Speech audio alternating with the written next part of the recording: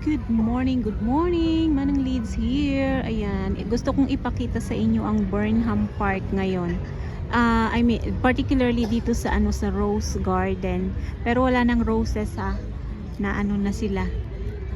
Hindi yata season ng rose ngayon kaya. Pero ganito siya ngayon.